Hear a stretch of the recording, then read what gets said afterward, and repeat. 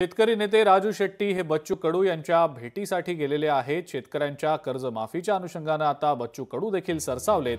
11 एप्रिलला आमदारांच्या घरासमोर आंदोलनाचा त्यांनी इशारा देखील दिलाय।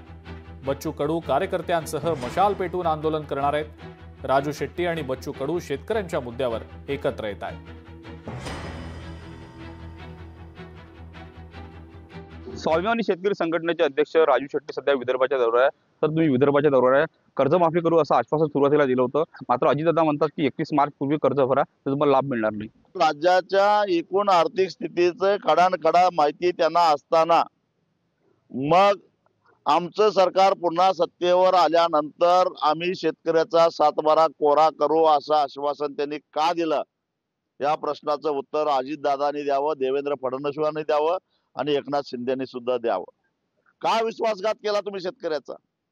आज स्थिती अशी आहे, राज्यातल्या एकूण 45 लाख शेतकऱ्यांनी पीक कर्ज काढलं, त्यापैकी 23 लाख शेतकऱ्यांना थकबाकीदार असल्याचा शिक्का मारून वसुलीच्या नोटिसा आलेल्या आहेत।